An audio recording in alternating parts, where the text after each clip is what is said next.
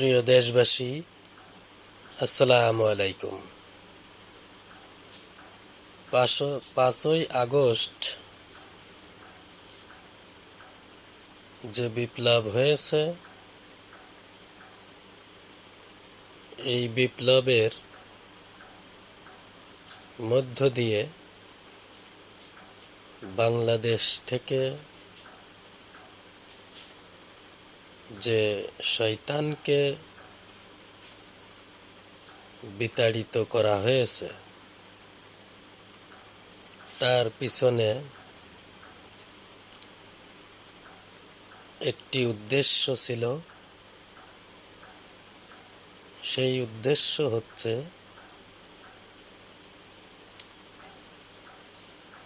বিগত ফ্যাসিস্ট যে স্বৈরাচার সরকার দীর্ঘদিন এই বাংলাদেশে অরাজকতা, খুন, গুম, ধর্ষণ, লুটপাট, যত রকমের অপকর্ম আছে, কোনো অপকর্মই তারা বাদ রাখেনি।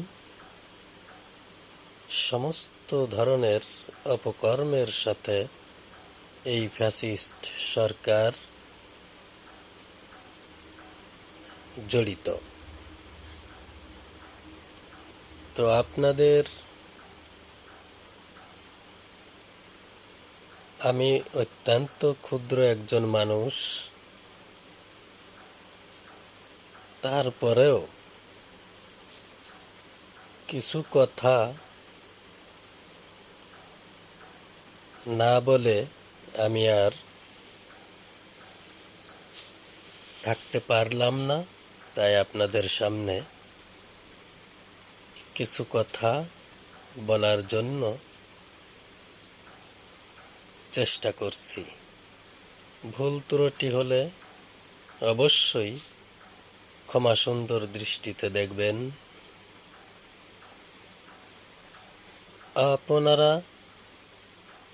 আমরা যে আত্মত্যাগের মধ্য দিয়ে এই দেশের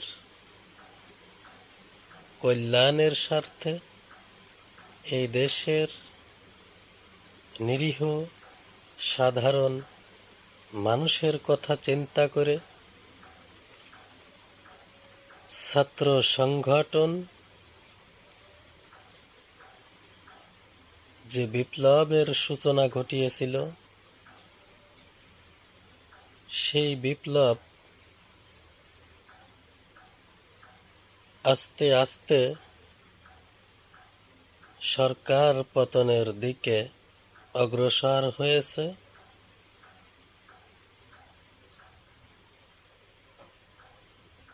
অনেক রক্ত জীবনের বিনিময়ে সেই ছাত্র সংগঠনের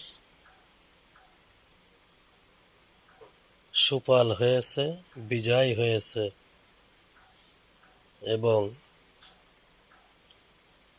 এই দেশ থেকে শয়তানকে বিতাড়িত করেছেন আপনারা। তো এখন এই দেশের জনগণ এখনো কিন্তু শান্তিতে বসবাস করতে পারছে না। বাংলাদেশের প্রায় অনেক জায়গায় প্রতিদিনই কিছু না কিছু দুর্ঘটনা ঘটেই চলেছে।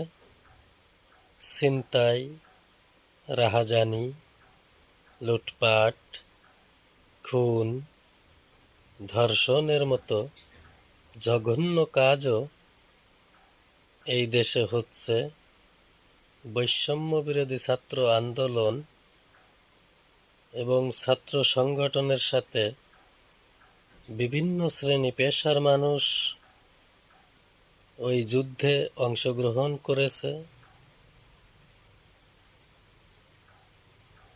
কিসের জন্য? এই দেশের মানুষ যাতে শান্তিতে বসবাস করতে পারে, মুক্ত বাকে কথা বলতে পারে, যার যার মনের অভিমত ব্যক্ত করতে পারে এবং নৈরাজ্যের যে সীমালঙ্ঘন করেছিল সেটিকে দাফন করার উদ্দেশ্য নিয়েই ছাত্র সমাজ এত বড় একটি ভিতকে ভেঙ্গে গুঁড়িয়ে দিয়েছে। তো এখন মূল কথা হচ্ছে যে আমরা এই দেশের সাধারণ জনগণ আমরা ভালোভাবে বাঁচতে চাই, রাস্তাঘাটে নিরাপদে চলতে চাই, ইজ্জত সম্মান জান মাল হেফাজত চাই। সেটি কিন্তু এখনো হচ্ছে না। এর একটি কারণ রয়েছে। সেই কারণটি হচ্ছে এই ধরনের বিশৃঙ্খলা, অপরাধ, অন্যায়, ব্যভিচার, নির্যাতন, জুলুম এগুলোকে প্রতিহত করার জন্য বাংলাদেশে একটি বাহিনী রয়েছে, পুলিশ বাহিনী। তো আপনারা লক্ষ্য করবেন 5ই আগস্টের পর থেকে বাংলাদেশের যে পুলিশ বাহিনী, বাংলাদেশের যত সদস্য রয়েছে বেশিরভাগ পুলিশই দেখবেন যারা বর্তমানে দায়িত্বরত আছেন তেনারা মোটেও দায়িত্ব সঠিকভাবে পালন করছে না। কিছু কিছু পুলিশ প্রশাসনের কিছু কিছু সদস্য বাদে বেশিরভাগ সদস্যই তাদের দায়িত্ব থেকে সরে যাচ্ছেন বা এড়িয়ে যাচ্ছেন। তেনারা মনে করছেন, হয়তো এটা আমার ব্যক্তিগত ধারণা, আমার ধারণা যে পরিপূর্ণ সঠিক সেটি আমি বলবো না, আপনারা বিবেচনা করবেন। পুলিশ বাহিনীর মনে হচ্ছে যে আমরা যদি দায়িত্বের অবহেলা করি তাহলে এই দেশে বিশৃঙ্খলা, নৈরাজ্য ও অরাজকতা মাথাচাড়া দিয়ে উঠবে এবং দেশে একটি অস্থিতিশীল অবস্থা বিরাজ করবে। তো যখন অস্থিতিশীল অবস্থা চূড়ান্ত পর্যায়ে চলে যাবে তখন দেশে একটি গৃহযুদ্ধ বাধার সম্ভাবনা থাকে। তো সেটি এই যারা যে সমস্ত পুলিশ বাহিনী দায়িত্ব থেকে এড়িয়ে যাচ্ছেন, কর্তব্য পালন করছেন না, এনারা চাচ্ছেনই যে দেশে যেন একটি বিশৃঙ্খলার সৃষ্টি হয় এবং আস্তে আস্তে দেশ যেন গৃহযুদ্ধের দিকে ধাপিত হয়। তো আমার মূল কথা হচ্ছে যে দয়া করে সম্মানিত উপদেষ্টা মণ্ডলী, যেনারা বর্তমান ক্ষমতায় রয়েছেন, অন্তর্বর্তীকালীন সরকারের উপদেষ্টা মণ্ডলীকে বলছি, সম্মানিত উপদেষ্টা মণ্ডলী, প্রধান উপদেষ্টা সহ সকল উপদেষ্টা মণ্ডলীদের বিশেষভাবে অনুরোধ করব, আপনারা বিষয়টি অত্যন্ত গুরুত্বের সাথে দেখবেন। আজকে যদি আপনারা এই বিষয়গুলো গভীরভাবে চিন্তা না করেন এবং গুরুত্বের সাথে না দেখেন, তাহলে সেই শয়তানের যে আওলাদ এই দেশ থেকে এখনো যায়নি, এই শয়তানের আওলাদেরা আবারও মাথাচাড়া দিয়ে উঠবে এবং দেশকে একটি ব্যর্থ রাজ্যে, ব্যর্থ রাষ্ট্রে পরিণত করার প্রাণান্তকর চেষ্টা করে যাচ্ছে। এই প্রাণান্তকর চেষ্টার পেছনেও তাদের কিছু কারণ রয়েছে। ওই যে আগে বললাম, গৃহযুদ্ধের দিকে দেশটিকে ঠেলে দিতে চাই।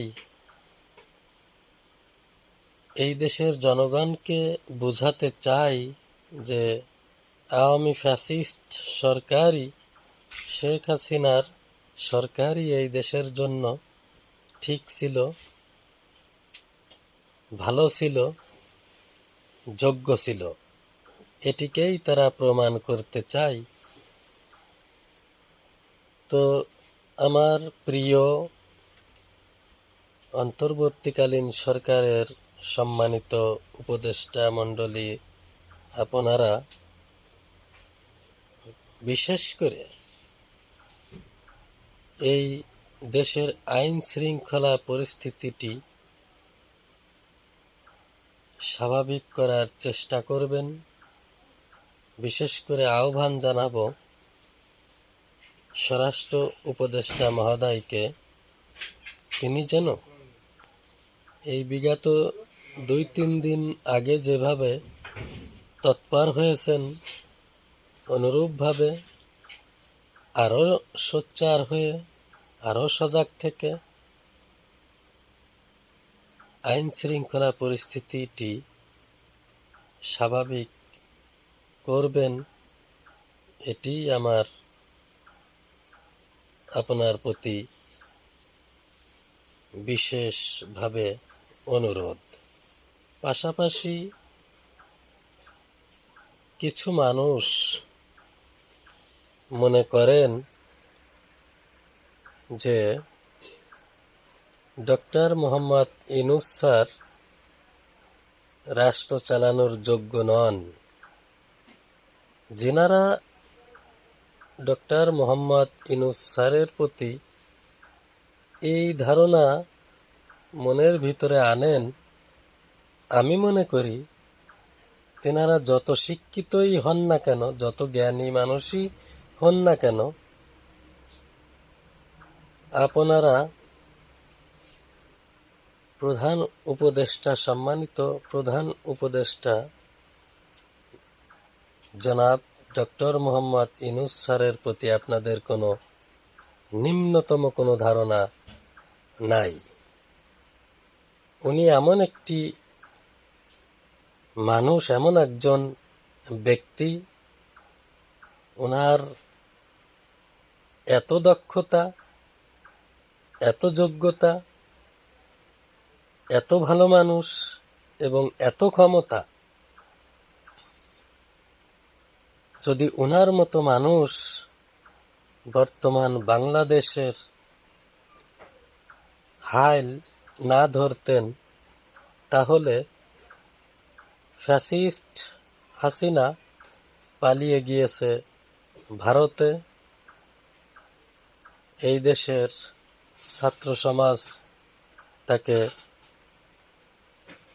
বিতাড়িত করেছেন।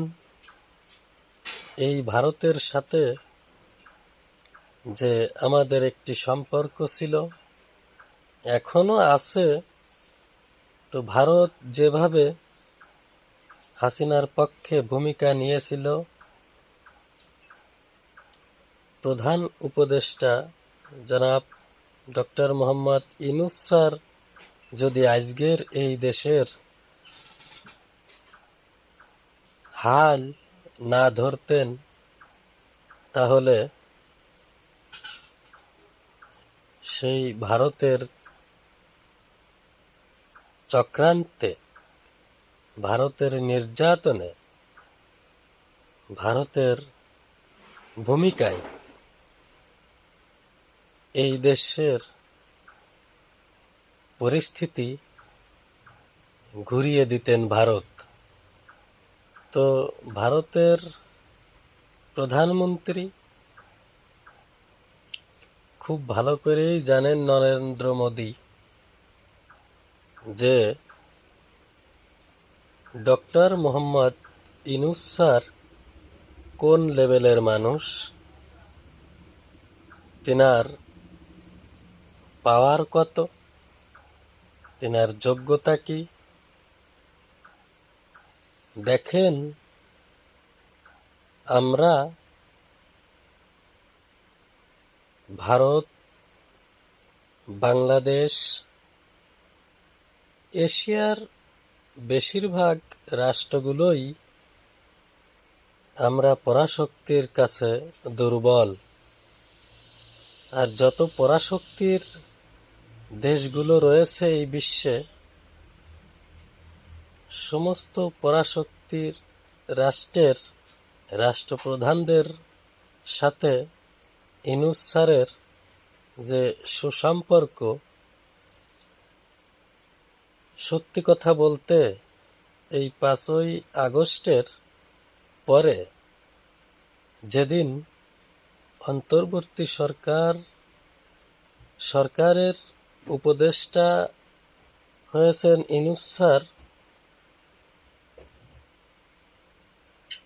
সেদিন থেকেই আমি স্যারের ক্ষমতা সম্পর্কে আস্তে আস্তে ধারণা পেয়েছি, বুঝতে পেরেছি, তিনাকে চিনতে পেরেছি, যে বাংলাদেশের জন্য নয়, শুধু সারা বিশ্বের জন্য, বিশেষ করে বাংলাদেশের আমাদের জন্য ইউনূস স্যার আসলেই একটি রত্ন।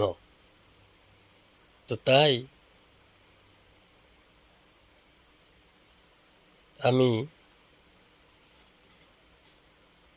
ইউনূস স্যার সহ এই উপদেষ্টা মণ্ডলীর যিনারা সম্মানিত সদস্য রয়েছেন, উপদেষ্টা মণ্ডলী রয়েছেন, সকলের কাছে বিনীতভাবে অনুরোধ জানাবো, আপনারা এই দেশের শান্তি ফিরিয়ে আনতে, আইন শৃঙ্খলা পরিস্থিতি স্বাভাবিক করতে যা যা করণীয় আপনারা সেগুলোই করবেন, এবং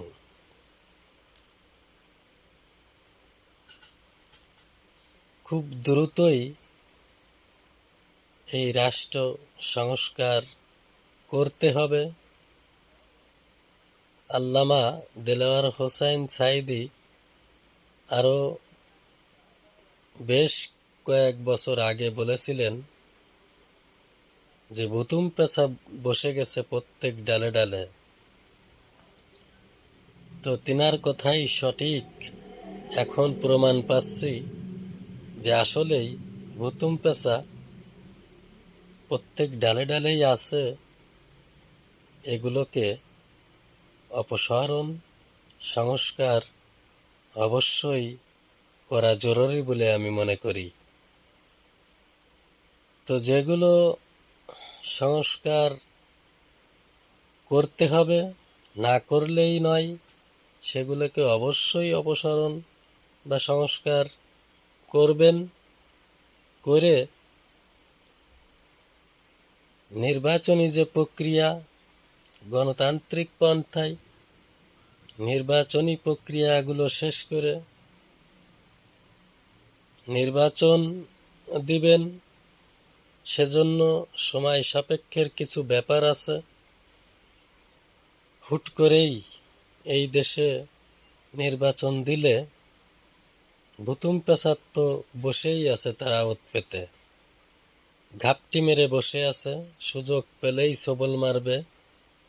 যেমন মুরগির বাচ্চা, চিল, কাক, ভুতুম পেঁচা ইত্যাদি চুপ করে বসে থাকে, সুযোগ পেলেই মুরগির বাচ্চা উঠায় নিয়ে চলে যায়। তো আসলে কিছু সংস্কার না করলে, নির্বাচন দিলে এর প্রতিফল কি হবে সেটি আমিও হয়তো উপলব্ধি যেমন যেটুকু করছি। এই দেশে অনেক বুদ্ধিজীবী রয়েছেন, অনেক জ্ঞানী মানুষ রয়েছেন, অনেক চিন্তাশীল ব্যক্তি রয়েছেন, অনেক গুণী মানুষ রয়েছেন। আমার থেকে আপনারাই বেশি ভালো বুঝবেন। তো তাই আসুন আমরা ভালোভাবে মন থেকে এই অন্তর্বর্তীকালীন সরকারের সম্মানিত উপদেষ্টা মণ্ডলী যিনারা রয়েছেন, তিনাদের সকল কাজে যে যে সেকশনে যে যে মন্ত্রণালয়ের দায়িত্বে রয়েছেন,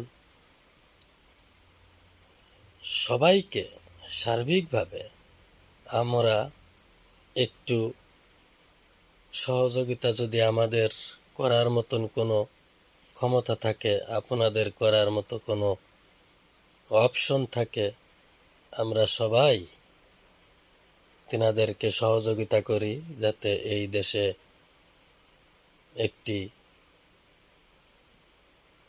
এই দেশ একটি সুন্দর রাষ্ট্রে পরিণত হয়ে যাবে এবং গণতন্ত্র ফিরে আসবে। যুদ্ধ হয়েছে নৈরাজ্যের বিরুদ্ধে, গণতন্ত্র হরণ করেছিল ফ্যাসিস্ট শেখ হাসিনা। আবারও এই দেশে গণতন্ত্র ফিরে আসবে। নির্বাচনী প্রক্রিয়াগুলো শেষ করে নির্বাচন দিলেই বুঝতে পারবেন। ডক্টর মোহাম্মদ ইউনূস স্যার সবসময় বলছেন যে যত তাড়াতাড়ি সম্ভব আমরা একটি সুন্দর নির্বাচন উপহার দেব বাংলাদেশের জনগণকে।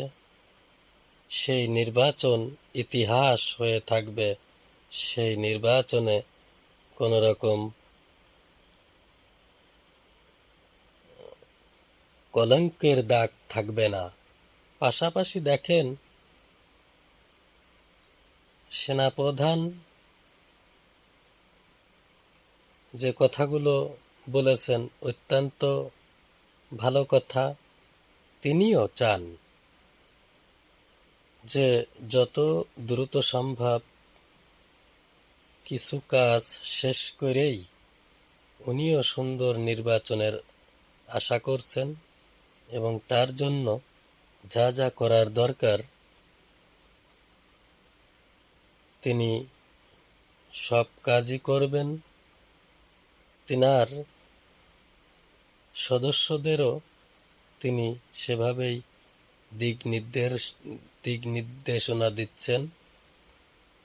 বাংলাদেশ সেনাবাহিনী আমার জন্মের পর থেকে দেখে আসছি যে একটি সুনামধন্য বাহিনী। এত সুনাম, বাংলাদেশে অনেক বাহিনী আছে, পুলিশ থেকে শুরু করে RAB, BGB, answer, NSI, DB, DSB, যত ধরনের বাহিনী আছে এই দেশে, নৌবাহিনী, বিমান বাহিনী,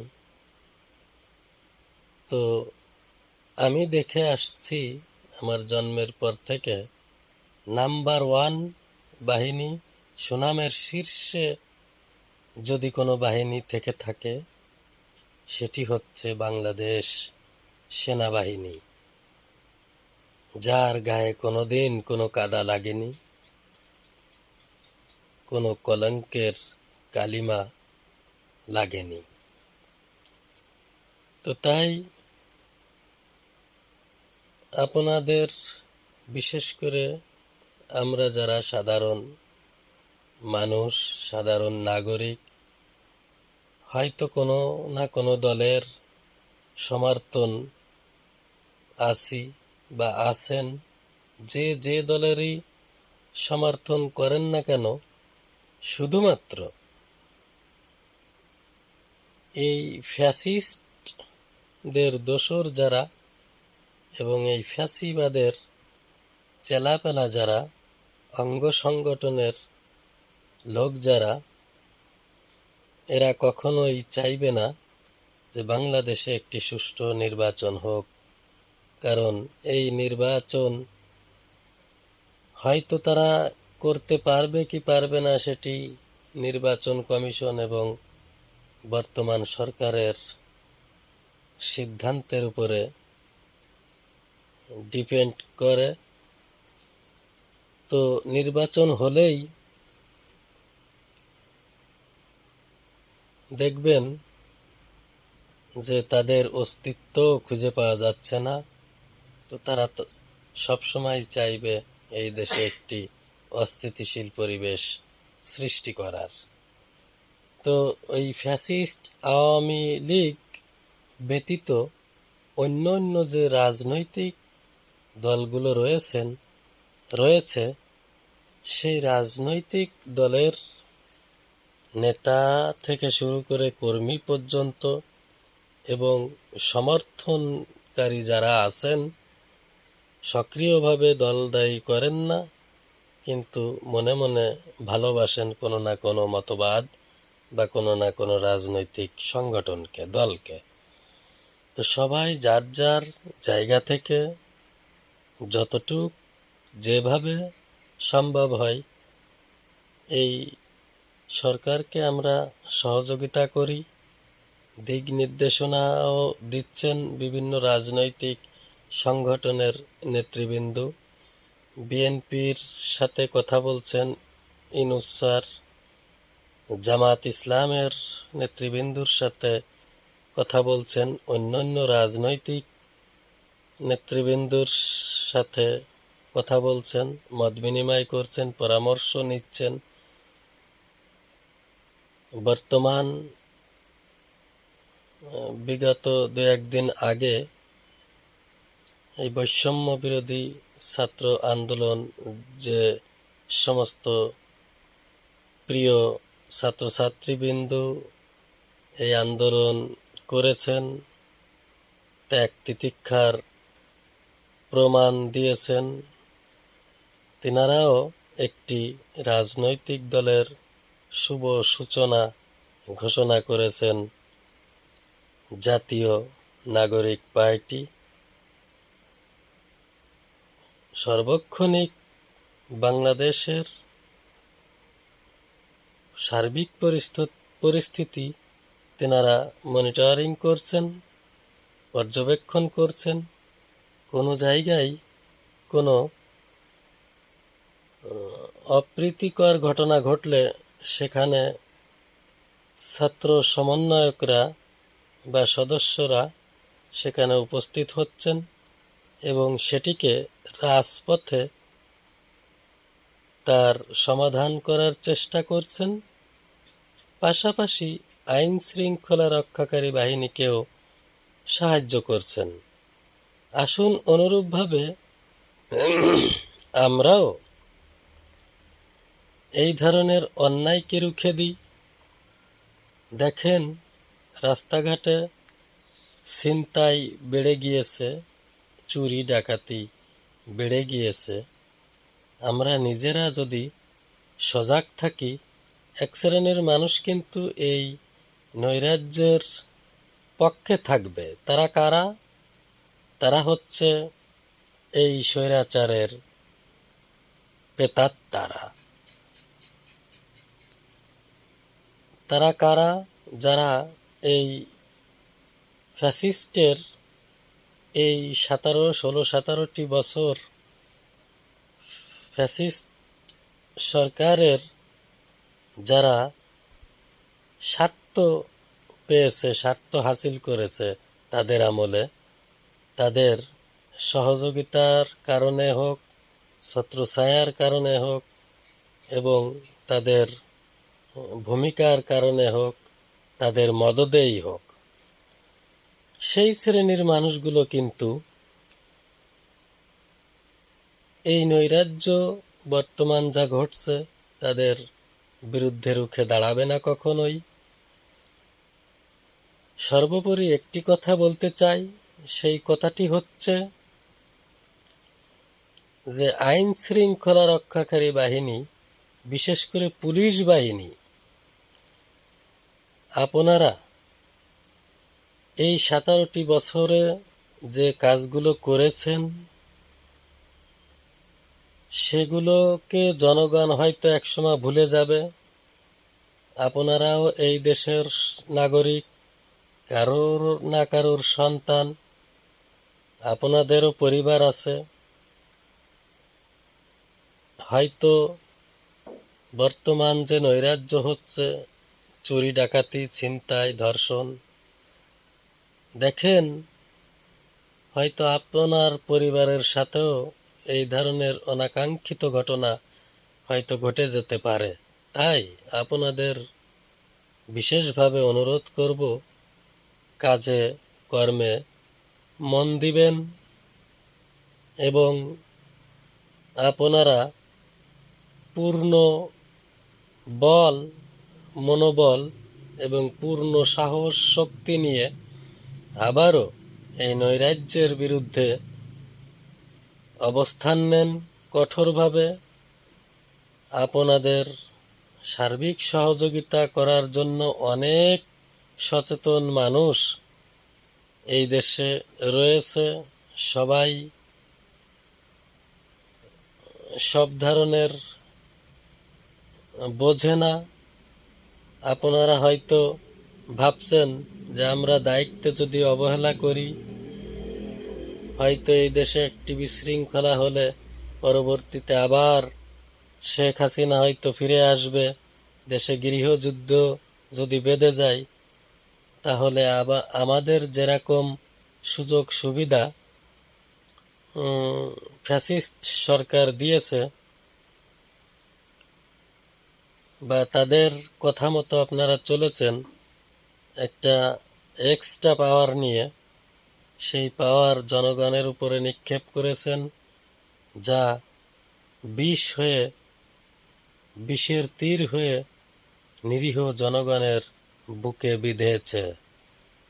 তো সেই চিন্তা চেতনা থেকে আপনারা বেরিয়ে আসুন। পুলিশের সবাই কিন্তু অন্যায় করেনি। যারা ভালো তারা সবসময়ই ভালো। আমি আরও একটি কথা বলতে চাই। দেখেন, একটি থানার ওসি সাহেব যদি ঘুষ খায় তো বেশি লেখাপড়া করে বা র্যাঙ্ক পেয়ে যে ওসি হয়েছেন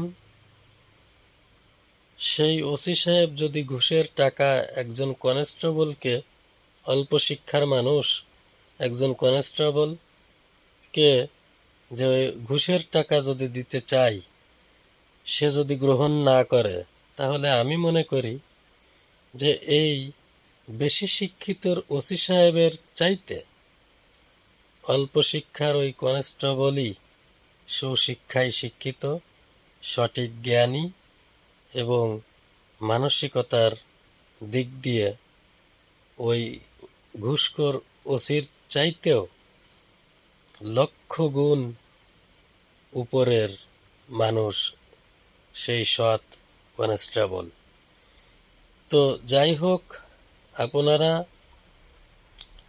আইন শৃঙ্খলা রক্ষাকারী বাহিনী, বিশেষ করে পুলিশ বাহিনী, আপনারা এই দেশেরই সন্তান, এই দেশেরই মানুষ, এই দেশেরই নাগরিক, এই দেশেই বসবাস করবেন, আমিও করব, আপনিও করবেন, আমিও থাকবো, আপনিও থাকবেন, আপনার ছেলে মেয়ে বড় হবে। সুন্দর একটি সমাজ যদি আপনাদের ক্ষমতা রয়েছে প্রতিষ্ঠিত করার, সরকার সব ব্যাপারে আপনাদের সহযোগিতা করবেন। বিশেষ করে প্রধান উপদেষ্টা ডক্টর মোহাম্মদ ইউনূস স্যার সার্বিক ব্যাপারে আপনাদের সাথে থাকবেন এবং স্বরাষ্ট্র উপদেষ্টা মহোদয় থাকবেন। প্রত্যেক উপদেষ্টা, সম্মানিত উপদেষ্টা মণ্ডলীর সদস্যরা আপনাদেরকে সহযোগিতা করবেন।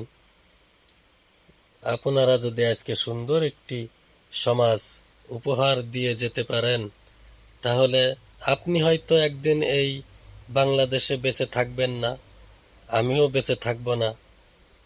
আমার সন্তানেরা, আপনার সন্তানেরা এই সুন্দর একটি দেশে সুন্দরভাবে জানমাল, ইজ্জত, সম্মান এর নিরাপত্তার সাথে বসবাস করে যেতে পারবে।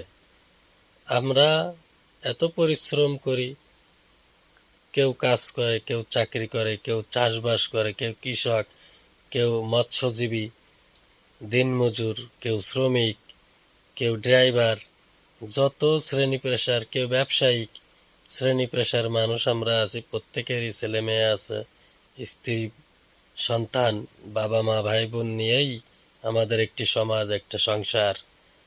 তো আজকে আমি যদি একটু চেষ্টা করে যাই যে এই দেশের কোনো চাঁদাবাজি হবে না, এই দেশে কোনো খুন হবে না, কোনো গুম হবে না, কোনো ধর্ষণ হবে না,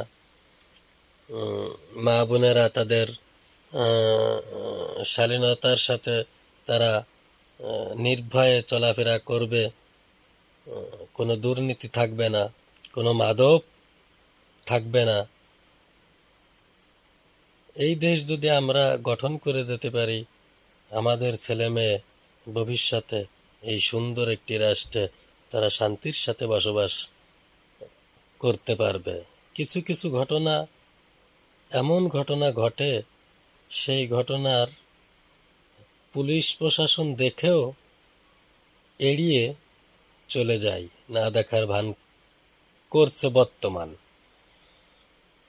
আগে এই বিগত কিছুদিন আগে এই ফ্যাসিস্ট বিতাড়িত হওয়ার আগেও দেখেছি যে দুইজন রাস্তার পাশে দাঁড়ায়েও যদি কথোপকথন বা কথা কাটাকাটি হয়েছে, সাথে সাথে 2 মিনিটের ভিতরে সেখানে পুলিশ প্রশাসন উপস্থিত হয়েছে এবং সামান্য বিষয়বস্তু নিয়েও যদি কথা কাটাকাটি হয়, তো পুলিশের এমন মনোভাব, এমন পাওয়ার, এমন শক্তি, এমন বল প্রয়োগ করেছে যে দুজনকেই, তুচ্ছ ঘটনা, তারপরে দুজনকে হ্যান্ডকাপ দিয়ে নিয়ে গেছেন, থানায় নিয়ে গেছেন। তো তারপরে কি হয়েছে না হয়েছে সেটি তিনারাই ভালো জানেন। এগুলো দেখেছি, আমরা নিজেই দেখেছি। এইভাবে পদক্ষেপ নেন, বিশেষ করে সব ব্যাপারে তদারকি করেন, আপনারা দায়িত্ব সঠিকভাবে পালন করেন। এই রাষ্ট্র যদি আপনি আমি গঠন করতে পারি, আমাদের যারা উত্তরসূরি থাকবে এই বাংলাদেশেই থাকবে তারা। আমরা হয়তো বেঁচে থাকবো না, আপনিও বেঁচে থাকবেন না চিরদিন। তো আমাদের যারা উত্তরসূরি থাকবে বা আমাদের যারা সন্তানাদি থাকবে, তারা এই দেশে সুন্দরভাবে বসবাস করতে পারবে ইনশাআল্লাহ। তো যে রাষ্ট্রে কোনো অন্যায় হয় না, শুধু রাষ্ট্রে না, আপনি একটা গ্রামে দেখেন, একটি মহল্লায় দেখেন, একটি পাড়ায় দেখেন, তাও যদি সম্ভব না হয়, একটি ভালো পরিবার দেখেন। সেই একটি গ্রামে কয়েক হাজার লোক বসবাস করছে, সেখানে কিছু কিছু পরিবার আছে, সেই পরিবারের ভিতরে ঢুকে দেখেন যে সেই পরিবারগুলো, কিছু ভালো পরিবার আছে, নেশাকে প্রশ্রয় দেয় না, বাজে আড্ডাকেও প্রশ্রয় দেয় না, তারা ভিন্নভাবে আলাদা কায়দায় চলাফেরা করছে। তো ওই রকম এই দেশে যদি কোনো অরাজকতা না হয়, কোনো রকমের অন্যায় না ঘটে, তাহলে অবশ্যই এই দেশটি একটি সুন্দর সোনার দেশে পরিণত হয়ে যাবে। আর সেখানে আপনার আমার ছেলেমেয়েরা শান্তিতে বসবাস করবে, না হবে হামলা, না হবে মামলা, না হবে জেল, না হবে জুলুম, না দিতে হবে জরিমানা। তো এটাই হচ্ছে আজকে আমার কথা।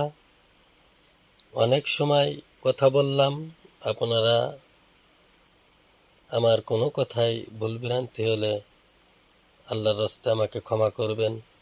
ভালো থাকবেন সবাই। আসসালামু আলাইকুম ওয়া রাহমাতুল্লাহ।